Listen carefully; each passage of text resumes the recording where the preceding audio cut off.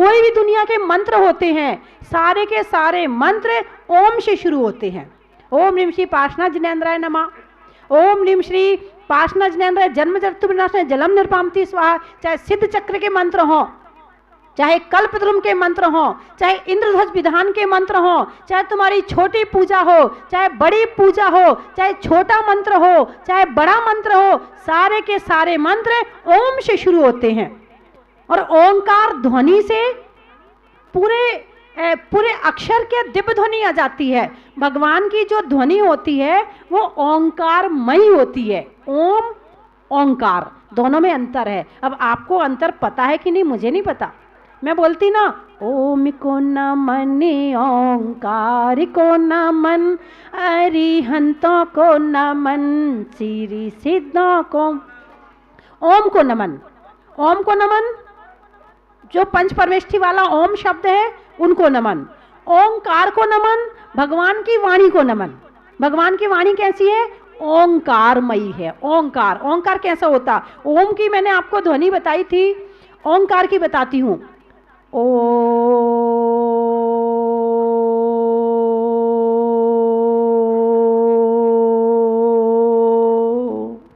यह है ओंकार।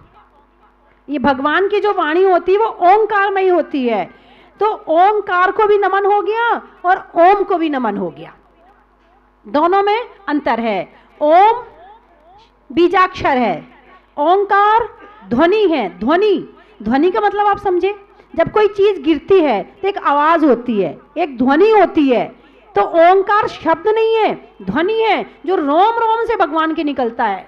भगवान मुंह से नहीं बोलते हैं। भगवान की जो दिव्य ध्वनि समो शरण में खिरती है वो मुख के द्वारा नहीं खिरती है, वो रोम रोम से खिरती, रोम रोम से। तो मुंह से बोलना बंद करो, रोम रोम बोलना शुरू कर देगा। मौन लेकर देखो तो सही, रोम रोम बोलेगा। केवल ज्ञान जब होता है भगवान को, तो भगवान की दिव्य ध्वनि खिरती है और वो ओंकार में ही होती है। और इस ओंकार में सारा आगम समाहित होता है, सिर्फ इसी शब्द में जो मैंने आपको बताया। ओ, इसके अंदर क्या क्या है वो गणधर ही निकाल पाते हैं। ये हमारे बस की नहीं है कि इसके अंदर क्या क्या वो हम निकाल सकें। गणधर की जरूरत क्यों होती है? वो इसीलिए होती है कि भगवान की ओंकार ध्वनि होती है और उस ध्वनि में से गणधर सारा आगम निकालते हैं और वहां जितने जीव बैठे होते हैं उन सबको सुना देते हैं। इसीलिए ये ओंकारमयी ध्वनि के लिए गणधर के बिना भगवान की वाणी नहीं खिरती है। 66 दिन तक भगवान महावीर की वाणी नहीं खिरी। क्यों नहीं खिरी? क्योंकि गणधर नहीं थे। बिना गणधर के भगवान बोलते नहीं हैं। और भगवान के जो परम शिष्य होते हैं वो गणधर ही होते हैं। भक्त तो बहुत हैं दुनिया में मगर शिष्य कम है। भक्त तो बहुत आएंगे, माता जी वंदना में हम आपके बहुत भक्त हैं। अच्छा जी, लेकिन शिष्य तो आए। जो भक्त होता है वो शरण में आता है और जो शिष्य होता है वो चरण में आता है। बात समझ में आई कि नहीं आई? शरण में आने वाला भाग भी जाता है। अब माता जी अच्छा चले, हाँ बहुत देर हो रही, थोड़ा टाइम हो रहा, चले माता जी हैं। और जो चरण में आ गया वो छोड़ेगा नहीं, वो शिष्य बन गया। भक्त बात माने भी और ना भी माने ये कोई जरूरी नहीं है, मगर शिष्य सारी बात मानता है। तो भगवान के जो परम शिष्य होते हैं वो गणधर होते हैं। और भी होते हैं, वहाँ मुनिराज होते हैं और केवल ज्ञानी भी होते हैं। 7 प्रकार के ऋषि होते हैं वहाँ पर।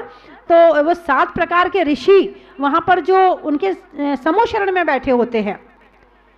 तो इस तरह से पदस्थ ध्यान, आप ऋषियों की चर्चा करें, आप गणधरों की चर्चा करें, आप आरिकाओं की चर्चा करें, आप मुनियों की चर्चा करें, उनके आचरण की चर्चा करें कि क्या करना चाहिए, कैसे करना चाहिए, हम क्या कर रहे हैं, वो क्या कर रहे हैं। आप इस तरह से ये चर्चा करें। आपके सामने यदि शास्त्र नहीं भी है तो भी आपका ध्यान चल रहा है। आप बस में यात्रा कर रहे हैं और यात्रा करते करते आपने आधा घंटा नमोकार मंत्र का पाठ कर लिया, आपका पदस्थ ध्यान हो गया। आपने भक्तांबर पढ़ लिया, आपका पदस्थ ध्यान हो गया। आपने सीडी लगा के भजन भी सुन लिए, वो भी आपका ध्यान हो गया। ध्यान लगाने के लिए शरीर से ज्यादा मन की जरूरत है। आप लोग आए हैं, आप लोगों की गाड़ी में भजन चल रहे थे कि गाने? बहुत बढ़िया, बहुत समझ गई, मैं समझ गई। आप भजन सुन के आए, मुझे बड़ी खुशी हुई, क्योंकि अक्सर होता ही यूँ है कि भजन की सीडी कम होती है घरों में और गाने की सीडी ज़्यादा होती है, और जो गाड़ी में भी होती है वो गाने की सीडी होती है, भजन की हो ना हो कोई ज़रूरी नहीं है। तो जैसे ही बैठे जा रहे हैं, कहाँ? जाजपुर, गाने कौन से सुन रहे हैं? फिल्मी गाने सुन रहे हैं। अब यहाँ आओगे, यहाँ तक आओगे और फिल्मी गाना सुन के आओगे तो आपको भगवान के दर्शन होंगे क्या?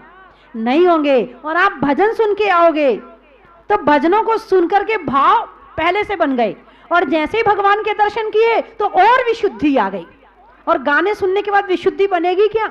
यहीं की एक घटना सुनाऊं आपको कि एक गाड़ी आई, उस समय मैं मंदिर में बैठी थी, ज़्यादा भीड़ नहीं थी उस समय पर, तो वो उसकी मम्मी, बच्चे, वो सब आए।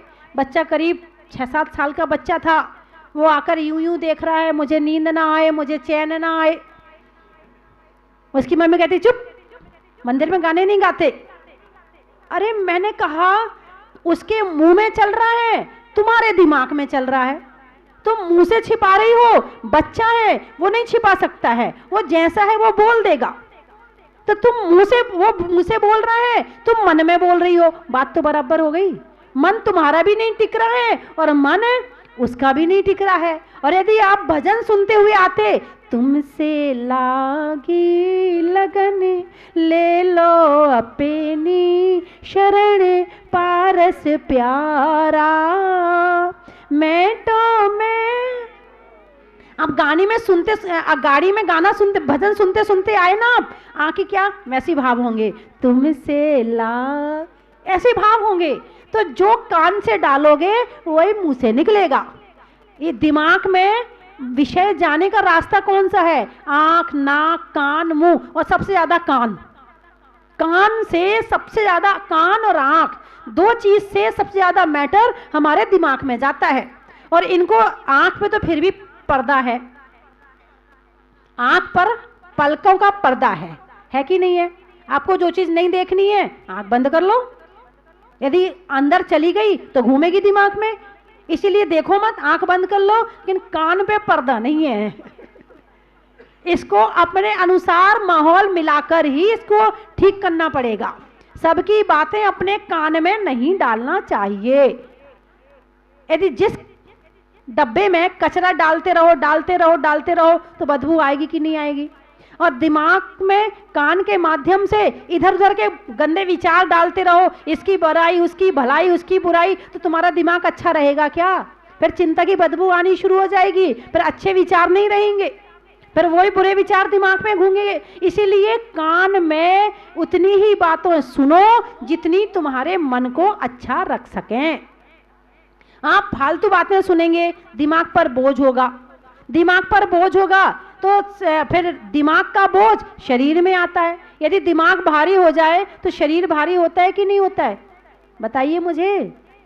यदि टेंशन हो तो क्या लगता? लेट जाओ, लगता कि नहीं लगता? लेट जाओ। जैसे ही टेंशन हुई लगता लेट जाओ, पड़ जाओ, उठो मत। और यदि मान लो मन से प्रसन्न हो तो फिर लेटने का मन करता क्या? अरे अभी 10 ही तो बजे, कौन सोए, हाँ अभी आराम से बैठे हैं। नींद नहीं आती अच्छे से, मतलब मन प्रसन्न रहता है, काम करने का मन करता है। तो दिमाग में उल्टे सीधे इधर के विचार डालोगे तो तुम्हारा दिमाग भारी हो जाएगा, भारी हो जाएगा। कितने भी शरीर में वजन कम हो वो भी भारी हो जाएगा। और मन प्रसन्न हो, कितना भी शरीर मोटा हो, शरीर हल्का हो जाएगा। ऐसा महसूस किया कि नहीं किया आपने? तो ये कान और नाक को, कान और आंख को वश में रखना बहुत जरूरी है।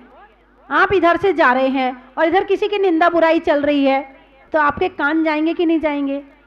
तब भगवान के दर्शन करने जाओगे पहले कि पहले निंदा बुराई सुनोगे? सच बताना, झूठ मत बोलना।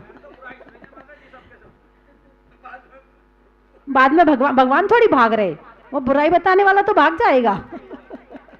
हाँ वो तो भाग जाएगा। और बुराई, और यहाँ तो बुराई की चर्चा चल रही है और यहाँ शास्त्र सभा चल रही है, बताइए क्या सुनेंगे आप? सच बताना।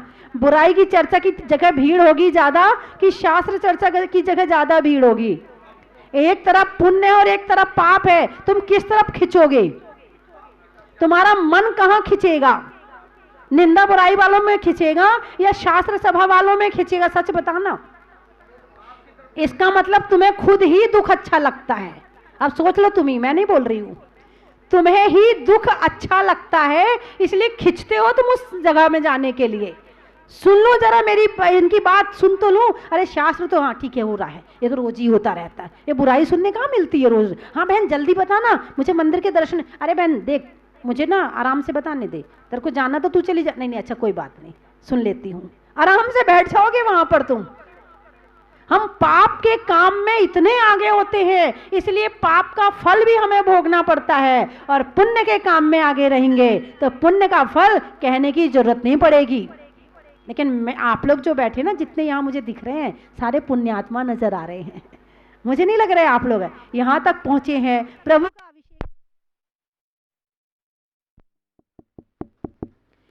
प्रभु का अभिषेक किया है, शांति धारा करी है, भक्ति भाव से चालीसा पढ़ा है। मैं मंदिर में देख रही थी, आप सबके मन बिल्कुल एकाग्र थे, किसी का नहीं भटक रहा था। कोई भी मेरठ में, गाजियाबाद में, एटा में कोई नहीं था, सब यहीं बैठे थे।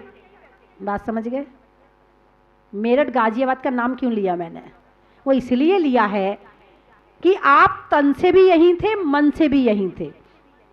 और अक्सर होता यूं है, लोग तन से तो मंदिर में होते हैं, बोलिए ना, और मन से बाहर घूमते हैं।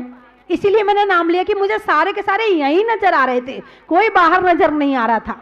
सब भगवान की भक्ति में लीन थे। कोई कुछ कह रहा था, कोई कुछ कह रहा, कोई कह रहा 51,000 मेरे, कोई कह रहा 21,000, कोई कह रहा। बड़ा आनंद आया कि प्रभु के भक्त वास्तव में हों तो ऐसे हों। एक बार अपने लिए तालियां बजा लो ना। लक्ष्मी की कृपा बहुतों पर है, बहुत लोगों के पास में लक्ष्मी है। ऐसा नहीं कि लक्ष्मी है नहीं है, बहुत बड़े बड़े आदमी बैठे हैं, लेकिन देने का दिल बहुत कम लोगों का होता। बड़े पुण्य के उदय में ये भाव बनते हैं कि मैं ऐसा काम कर लूं और ऐसा काम कर लूं, वरना देखो छोड़ के तो सबको जाना है। कोई मर कर के देता है, कोई दे कर के मरता है। क्या कहा मैंने? कोई मर कर के देता है, कोई देकर के मरता है। ज्ञानी और अज्ञानी में यही अंतर हुआ करता है। लेकिन ध्यान रखना, देकर के मतलब मंदिर में बुढ़ापा आया है, सारा बच्चों को मत दे देना। यदि बच्चों को सारा दे दिया ना, बुढ़ापे में दान करने के भाव होंगे तो भी नहीं कर पाओगे, इसलिए बचा के रखना है। पुत्र सुपुत्र हो तो कोई बात नहीं है, और आपको लगे कि और सुपुत्र कब बदल जाए क्या पता चलता है? दुनिया का पता है किसकी मति, किसकी बुद्धि कब बदल जाए। किसी की भी मीठी मीठी बातों में मत आना, अपने पास रखना। थोड़ा देखो, बुढ़ापे में भी दान करने की भावना तो रहती है। जिसने जवानी में दान किया है उसकी भावना रहती है, वो छोड़ नहीं सकता है। कहीं भी जाएगा लगेगा दे दूं, और जब उसके हाथ में नहीं रहेगा उसको बड़ा कष्ट होगा। कई उदाहरण आते हैं मेरे पास में, बहुत कई बार दुखी होते हैं। माता जी, बच्चों के हाथ में सब चला गया, अब 11,000 रुपये भी देने हो तो बच्चों से पूछना पड़ता है, और बच्चे कहते पापा आपको पता है कमाई कैसे करी जाती है, कितनी मेहनत लगती है, हैं? और आप जो है ऐसी बोल आते हो, आप पूछ के बोला करो। उस समय जो पिता के दिल में कष्ट होता है वो ही जान सकता है। इसीलिए बुढ़ापे के लिए बचा के रखना। कोई आपका मन करे कुछ काम करने का तो आप करवा सकते हो, इसलिए ये भी सावधान कर दूं कि, और जब रहेगा हाथ में तो बच्चे भी सेवा करेंगे। हाँ भाई मिलना है अभी, पापा से मिलना है अभी, इसीलिए बच्चे भी सेवा करेंगे। और तुम पहले ही खाली हो गई तो बहू भी तुम्हें अच्छे से खाना खिलाने वाली नहीं है, क्योंकि जमाना बहुत उल्टा आ गया है। धर्म और धन दोनों में से कौन बड़ा है बताइए मुझे? धर्म बड़ा है। कौन बड़ा है? धर्म बड़ा है। बिल्कुल ठीक बात है।